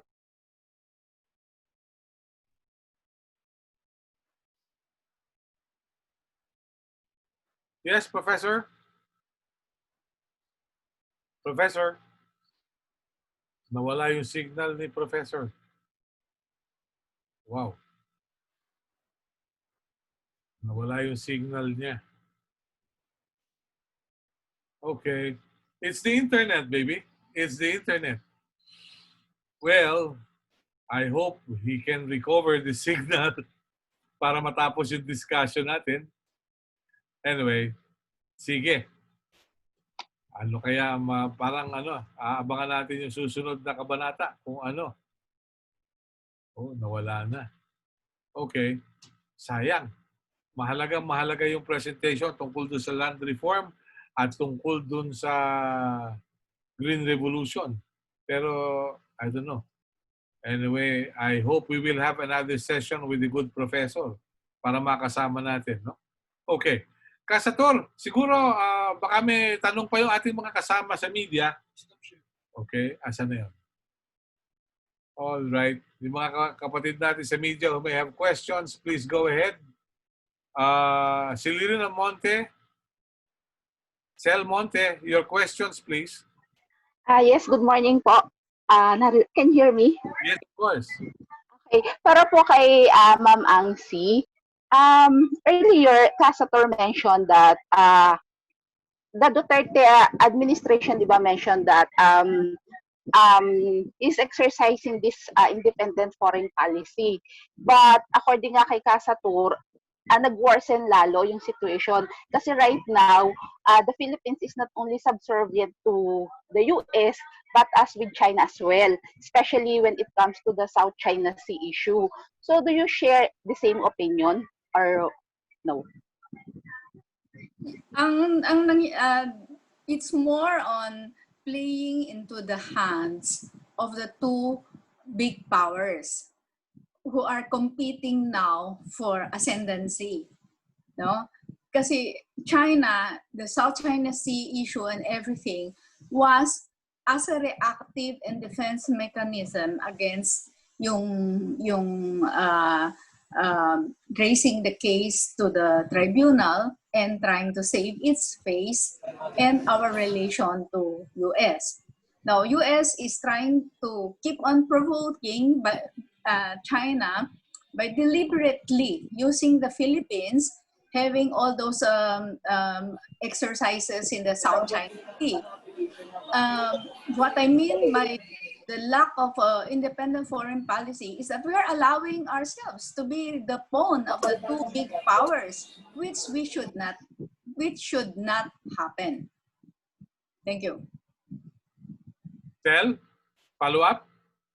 Yes, but right now with the policy of the president when it comes to China, do you think when it comes to the issue of South China Sea, nagiging beholden nga tayo sa China, hindi tayo makagalaw ng maayos because we're benefiting, like, let's say, much from China, like yung mga assistance and yung sa trade natin. Okay. What we have to do talaga is to continue to use our ascendancy in winning our case before the tribunal. It's a big leverage. Learn to use it. And I think we are using it. No? We were able to get the fishing rights back, no, for the fishermen sa Scarborough Shoal. That is what we have to continue to do. We should not allow ourselves to be pawns because it might trigger what we don't want. No, the China and U.S. war, and then we are the ants that get trampled by these elephants. Kasi mag-escalate yan dahil nag-escalate yung China and U.S. differences. So let us use that as a weapon, as our leverage in asking, in sitting down with China and discussing with it and compromising on both sides on how to take advantage of our own territorial claim to the South China Sea by insisting, no, on our rights there. I'm sure, especially now that China perceived Duterte to have friendly relations, then this is really the time to work out a good compromise that would work for our national interest. There is no way we can agree that we go to war either siding with China or siding with US, no? It will be against our interests. No matter how many, even if we get submarines or carriers and everything, we will not be able to win even a semblance of war if the conflict really escalates. What we can do now is help to de-escalate by using diplomacy. Diplomacy is always better than a fist fight, no? In any war. Joseph Lim is back. I think Joseph Lim deserves a whole interview session by himself. He can talk unending No, about I want to do it Philippines, now. China Pwede ngayon. economy. Yeah. Can I do it now? It's Because okay, I'm you're being now. You're exploited back. there. I'm very angry because I told Melo I would be cut off. Just wait for Yeah. me. Kasi Okay. there's Yes. something wrong with my phone. All right. See, Please. I told him. Yes. You're So now if you back. want to, I can just stop and No, you're Nancy back. can just continue. But I will not do it on Thursday anymore. I will All right. just leave. Yeah. Shall You're I back. leave? You're back. You're now on. Because I told Melo about this. So every 15 minutes, I will be cut off. Just wait 5 minutes, You're now please. on, Professor. You're Drink now your on. coffee. Yeah, you're And now then you on. want me to do this all over again in Thursday? Professor, you're now on. You've been on. Go ahead. Well, I'm not complaining. No. I'm Anyway. saying you're now on. Go ahead. Imagine Friday lang ako tinawagan. Sinabi ko sira ang Okay. Wi-Fi ko and all things. All right. And then Melo didn't tell you about it. Okay. Thank you. We'll have the good professor later. Okay? Professor, you're on, okay? You're back. Oops. Yes, Professor. Yes, you're now on. Go ahead. The graph back. The graph. Okay, yes, the graph. All right. There you go. Yes. Melo, did Melo tell you about this? Anyway, Yes, you're now. Go ahead, please. I'm having a hard time. Go ahead. I might get a heart attack here. Anyway, the multinational banks were teeming with money. They didn't know what to do with it. So they just lent it to dictators of the US cronies. All dictators from Latin America to East Asia. Mahathir got it, Suharto got it. Of course, Marcos was number one in trying to get it. But the whole Latin America or the military dictatorships in Brazil, they all got this, what are called petrodollar, the billions of dollars that the Arabs put in the multinational banks. So that was why Marcos was able to do his debt-led strategy. So his high growth during this period is called the debt-led strategy.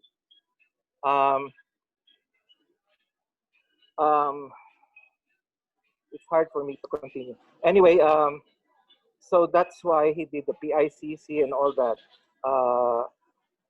He was able to do it with World Bank money, private bank money, etc. Okay, so so that explains the high spending. Then, balas na naman, what happened was the Iran crisis. Remember the Iran crisis? What movie of Ben Affleck, Argo, the Argo movie for the young ones? The Shah of Iran was overthrown by the Islamic State, and they held the U.S. embassy people as hostages. Watch the movie Argo that won the Oscar Best Picture. Anyway, so the oil prices started to go up again, to zoom up. So double zooming up. So you had double-digit inflation even in the U.S., even in the developed countries.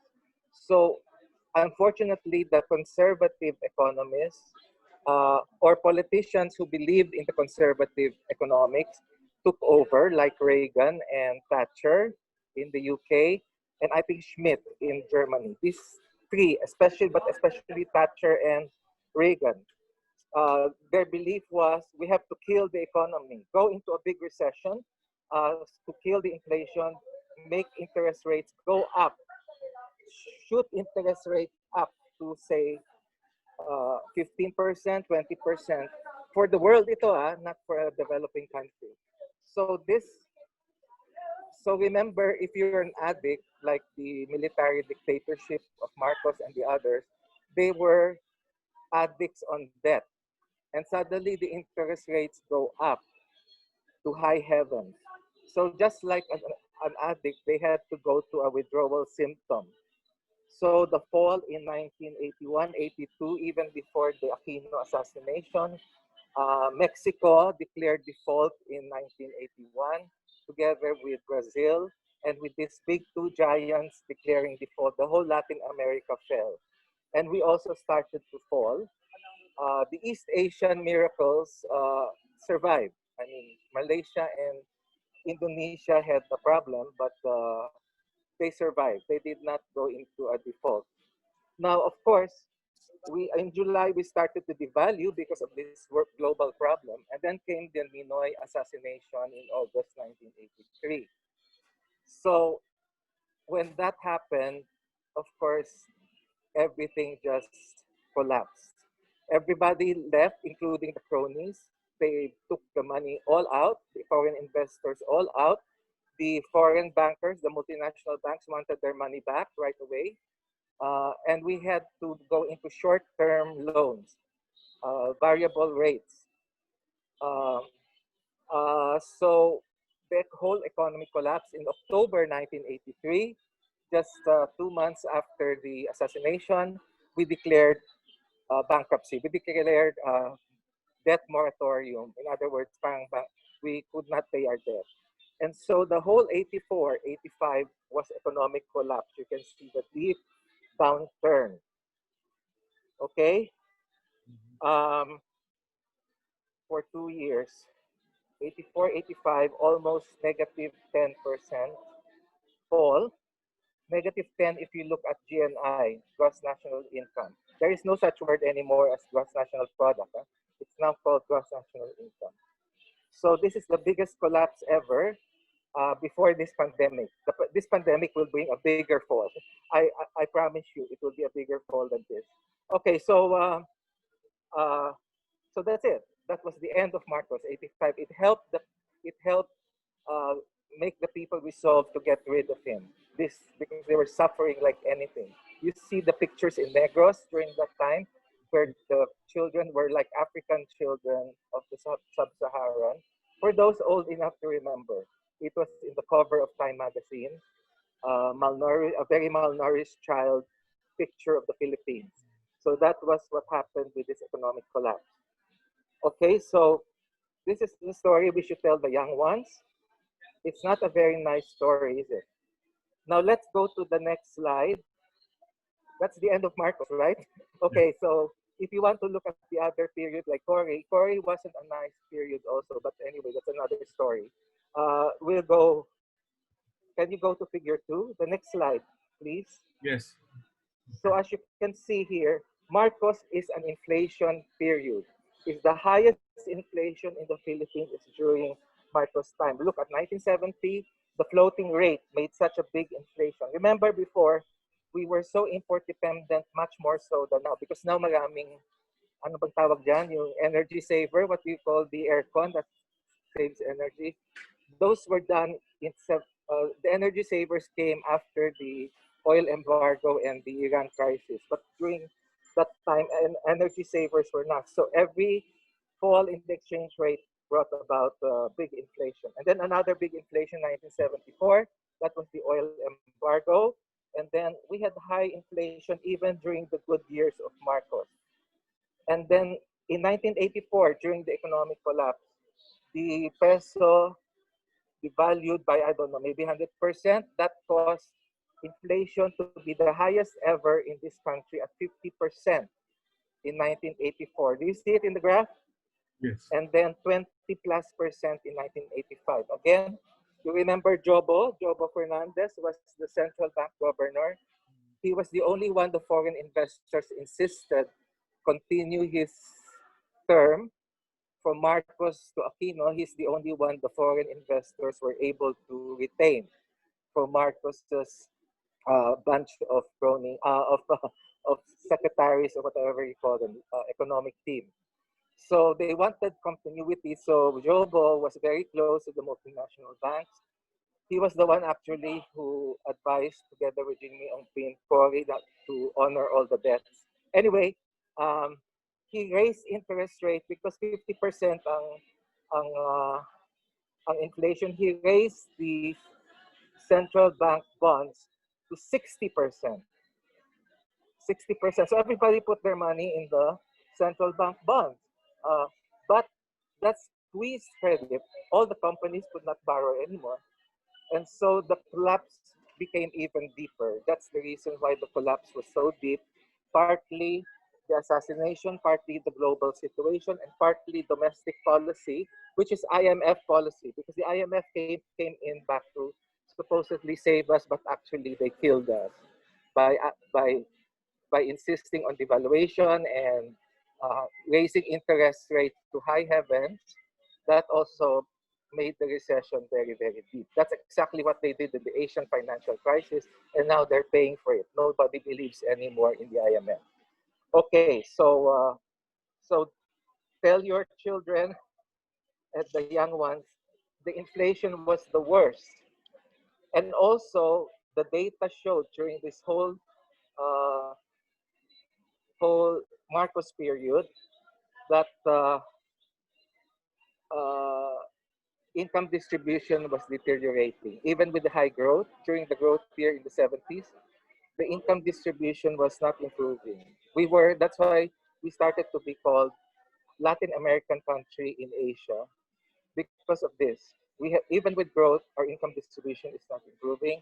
And then we collapse. If we collapse like anything, a Latin American country. Okay, my last thing is on, I won't go to it now, is on the land reform and green revolution. So the land reform, and then I'll leave na ha. Land reform, if you have any questions, because I might lose the signal again. So I'll just take questions by Melo can text it to me and I will answer them. But I will leave after this. I will leave the meeting after this. Very important is the green revolution and the land reform. Marcos was able to do land reform in the rice and corn area. These are the small land holdings among all the products. Rice and corn area, he was able to do land reform. But that doesn't mean that the peasants improved their lot. Why? Because he introduced green revolution. Green revolution, we were known to be uh, the initiator of that. Countries learned green revolution from us and are doing much better than us. But it is so dependent on inputs like fertilizers and pesticides. So the farmers had to go into debt. So that's why they have this samahang ngayon. They put three peasants who don't know each other together as co-guarantor to each other. And of course, that didn't work when the crunch came later on, when the economic collapse in the 80s happened. As co-guarantor, because they needed credit for the fertilizer and the pesticides, even if the productivity went up because of the new seeds of Green Revolution seeds, it was very intensive in inputs. So the farmers really did not. And then this is the time when exploitation turned from landlord to trader lenders. Now everybody knows the big exploitation in the remote rural areas is not the landlord, but the trader lender. They advance the money because the rural banks are very selective in choosing the farmers they would give credit to. So the trader lender provides the credit to the farmer, and then they will, once the harvest is done and they get the rice back, they pay at very low prices or not pay at all so that the farmer can pay his debt. So the farmer uh, did not benefit from the land reform. He owned the land, but he was now indebted forever to the trader lender who had this hold on him. I think many people don't realize this. They keep blaming the landlord up to now, semi-feudal. But now the power in the rural areas up to now. It was not uh, taken into consideration in the rice tariffication law that the traders, lenders were having a hold on the farmers. So the relations in agriculture really changed, and I think that's the reason why our green revolution did not succeed in this country, because the farmers did not benefit. In the other countries, the state subsidized the fertilizers and the pesticides. Here, they made the farmer go into debt. So when the crunch came in the 80s, all the rural banks collapsed. 100% of the rural banks collapsed in 84, 85 because the farmers just couldn't pay back the debt. And if you cannot pay, and if you are a bank and everybody cannot pay back the debt, you will collapse. So 100% of the rural banks collapsed in 84, 85. They have to be rebuilt now. Up to now, they have not recovered from this onslaught in the mid-80s. Okay, can I end with this? Yes, thank you, Professor. Thank you very much for your time. Just Okay, so if you have any question, just text it to me and I will Okay. answer. Melo can send it because I will be cut off again, and then you will be very unhappy when I get cut off. But I told Melo to explain to you that I will be cut off. Apparently, he did not No, explain. Joseph, we know about it, and we know how bad internet That you is. wanted me to suffer again in Thursday, the same fate I'm suffering now.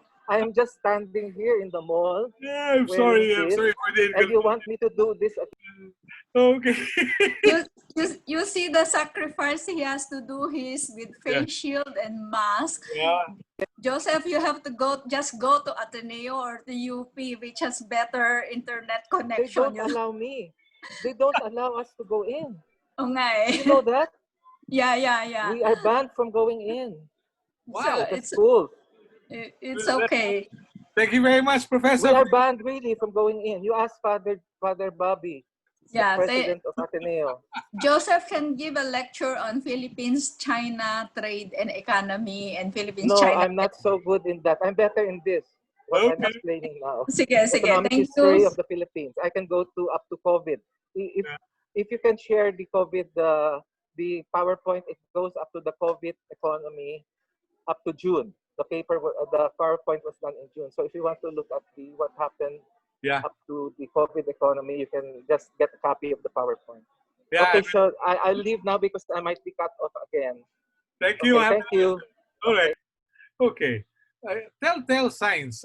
Kasatur, yung ekonomiyang nakita natin, yung pinresent niya, I hope you're still there, Kasatur. Where are we going? No? Tita Tessie, where are we going? Parang nakakatakot yung binigay niyang data. May history eh. So, paano yun? Where are we going? Kasatur? Ma'am Tessie, okay. Well, Okay.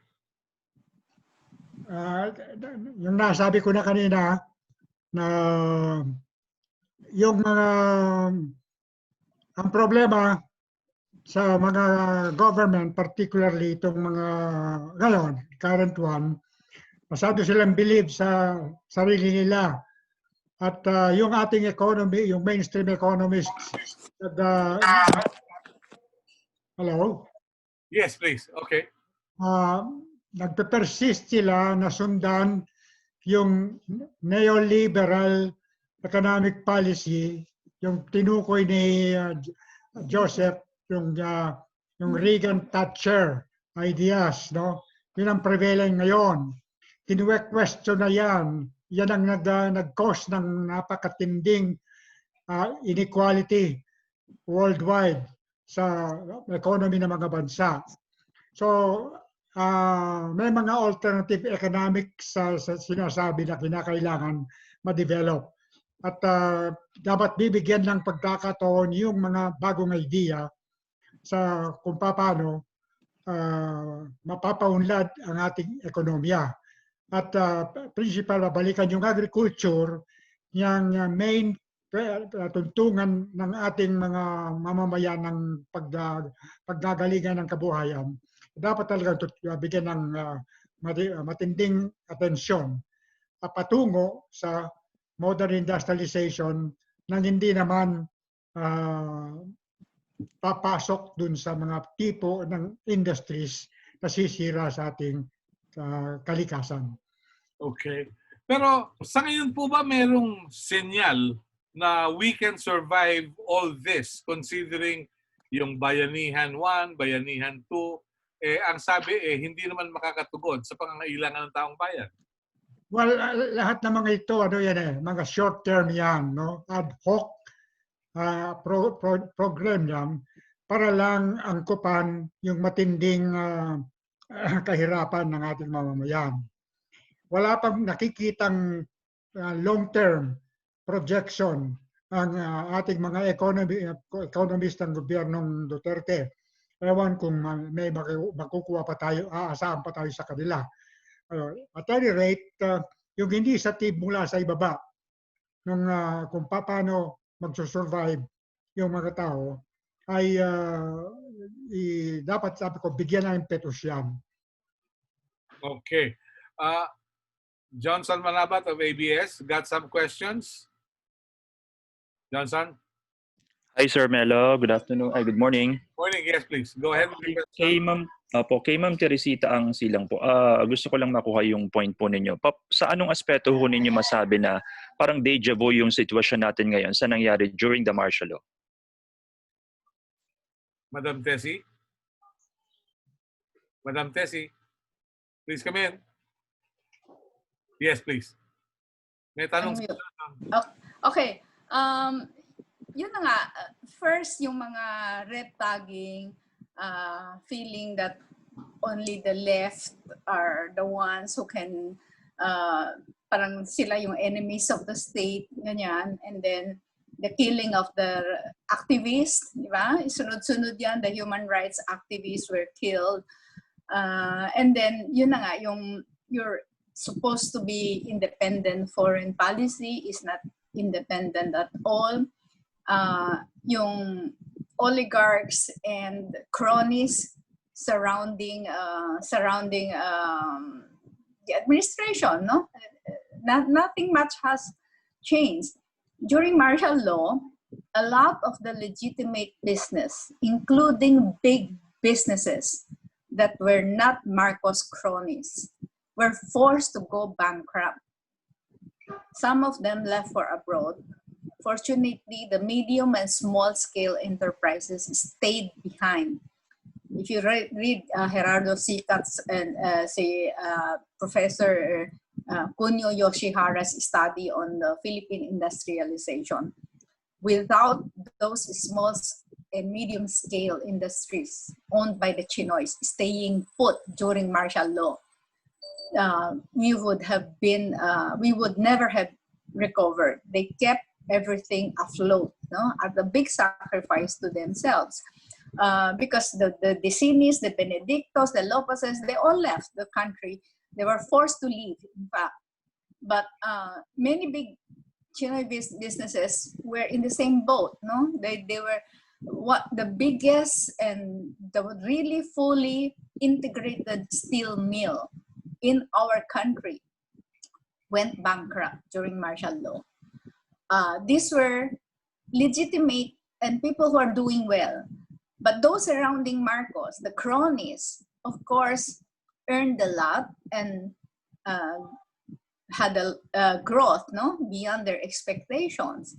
Well, which also benefited us at the end. No? So those are the deja vu that I'm talking about. A lot of repeat disparecidos, people just disappearing and all these things. Thank you. Okay. Madam Tessie, let me ask you, do you see a deja vu in ABS-CBN? Because Benedicto took over ABS with KBS, right? Yeah, and then after all the negotiations to pay with the Romualdez group, di ba? Kaya yung mga cronies yun, silang mga cronies nag-aaway. They were also already promised to pay ABS-CBN, at least for the equipment and everything for the use of ABS-CBN. But then suddenly, it's a forcible takeover. So, huwag magpakampante yung mga ibang media na yan. Baka dumating tayo sa isang araw, magulat na rin tayo. Then, all of those things will happen, no? One after another. The Rappler suffered a lot, no? With how many 20 cases ongoing against them. And I mean, a lot of these things are happening right now, which also happened during martial law. Okay, so it's more of a deja vu. Johnson, follow up? Yes, sir, Melo. Last na lamang po. Ma'am Teresita, with all that, ika nga nyo, parang deja vu. Sa tingin ba ninyo worth it ba yung mga ipinaglaban ninyo during the Marcos regime? Well, this is our one and only country, no? If worth it or not, this is still our country. Wala naman tayong ibang mapupuntahan, no? Kundi patuloy tayong tumulong para sa ikabubuti, no? Without us. Sabi sa'yo, Johnson, a small group like Kaisa para sa Kaunlaran, with the help of Towns Foundation and UP Medical Foundation, we spent 150 million worth of PPEs and were able to deliver them nationwide, as far as Tawi-Tawi in the south and as far as Apari in the north. So parang nagagawa without this, no, private initiatives, I don't know how many more health workers would have died. So since media na ito, no, I'm still trying to raise the question, ino-audit ba ano ang nangyari doon sa binili ng DOH na mga PPEs? Jose Reyes, hindi ba? Nag-rally pa yung mga nurse because they were being asked to reuse some of their PPEs.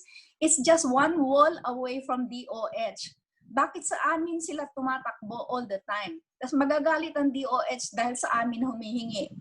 Air Force Hospital, Navy Hospital, Coast Guard Hospital, lahat sa amin humingi during this sharp rise in the pandemic nitong July. Sa amin sila tumakbo, no? Kasi humingi, and ang stocks were supposedly in the Office of Civil Defense. Anong ginagawa ng mga stocks? Nasaan yung mga binili? Meron bang COA audit kung paano nila dinistribute yung mga yan? DPWH bought a lot of mask, no? Yung N95 mask, billion worth. Nasaan ang mga yan? Bakit sa amin umaasa? Siyempre, hindi naman namin sinasabi that we can cover all, no? But pag may humingi sa amin, it's very heartrending kasi, especially the small hospitals in the provinces, begging for help. Kasi pag humingi sila sa office, sa DOH, kukunin nila sa Office of Civilian Defense, bibigyan sila 50 pieces. Anong gagawin ng 50 pieces? 2 araw lang ubos na yan. So, yung mga yan ba, it really affects us a lot. But in spite and despite government, we have to do what we do. Because otherwise, paano? Sino tutulong? Di ba? Kung hindi tayo, sino? Kung hindi ngayon, kailan? Yan ang clarion call namin nung klase namin 1971. Okay. So, deja vu talaga. Anyway, we're pressed for time. Kasator, message para sa ating mga kasama. Ano po ang inyong aasahan sa mga susunod na araw? Kasator, go ahead. Well, yung bagamat ang kampanya, ang malaking problema natin sa Duterte government, no?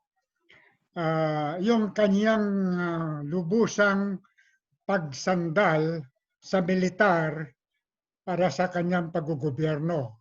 Yung mga civilian functions sa kabinete, pinahahawakan sa mga general. Hindi sila parehas ni Marcos. Nung si Marcos at siya yung nagdidikta ng direksyon.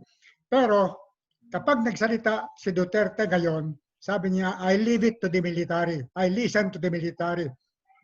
So, yan ang malaking problema natin. Kaya yung militarization, hindi lamang sa kanayunan, kundi sa entire government. Pati yung health issue natin, pinagkatiwala sa mga militar. So, kailangan talagang matapos yung ganitong sistema.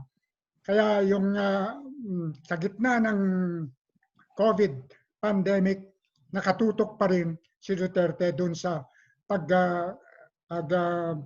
accomplish daw ng isang napaka-ambisyosong plano na wasakin ang communist insurgency sa loob ng taon na ito o bago matapos sa kanyang term. So talagang nade-deflect ang mga resources ng gobyerno dun sa counterinsurgency na hindi nalutas mula nung panahon ni Marcos. Dahil sinutugunan nila sa pamamagitan ng military at hindi ng socio-economic. Yung kanilang sinasabing socio-economic measures ngayon sa mga baryo-baryo, pantugon lamang doon kung saan merong insurgency. Ang karamihang bahagi ng ating mga mamamayan na hindi naman under insurgency, hindi pinapansin. So, overall, yung talagang kulang na kulang, isang komprehensibong programa sa pagtugon sa problema ng ating ekonomiya at yung nakikinabang ay ang lumalaki ay yung mga conglomerates, no? Ang ating mga lupain na transform sa paggamit ng tourism at non-agricultural, magiging problema natin ang pagkain kung hindi talaga natin babalikan yung ating agrikultura. Hindi pwedeng manatiling dependent tayo sa baka kapag-import ng rice, baka kapag-import ng meat, at etc. pa. Pag problematic ang buong mundo, saan tayo tutuntong kundi sa sarili nating ekonomiya. Salamat po, Kasatur. Madam Tessie. Words of Naghirap tayo noong martial law, no? Naghihirap pa rin tayo. But the Filipinos are very resilient people. Tingnan mo lang si Kasatur, no? That he's the best example. Na keep our hopes up and do what we do best. Continue to do what we do best in spite and in despite government. And siguro na nga, yung malaking kakulangan is military solution sa isang napakalaking health crisis, no? Kaya tayo, gawin na lang natin ang magagawa natin para makatulong tayo, no? We are a very resilient people and help, no? Kung may mga backyard kayo na empty lots, you start planting vegetables, start planting. Walang dahilan talaga para mag-import tayo ng meat and rice and corn, no? There's no reason. We can always do that, no? Siguro kailangan na ngayon siguro private initiative since pinapabayaan tayo na lang tumulong sa farmers, no? Just like now, di ba, yung mga plants na tinatapon na lang nila, mga harvest na tinatapon nila, private initiative is helping them, no? I just bought 15 kilos of cabbage. So mga ganon, repolyo na itatapon sana, no? Nakakalungkot, 5 piso lang. 65 pesos sa supermarket ang repolyo. Binili namin 5 piso. So these are the things that we just continue to do, no? We don't have to hindi natin kailangan ipangalandakan na ginagawa natin to. Basta gawin na lang natin para makatulong tayo, lalong-lalo na sa mga farmers, no? Our ancestors were all peasants who came from China barefooted. That they grew and they became what they are. We owe this to the Philippines. That's why farmers are the people that we really wanted to help first kasi nga peasants ang aming mga magulang. Salamat po. Mga kaibigan, with that, we bring to a close another interesting edition ng ating Punamang Tapatan sa Aristocrat. Please take care.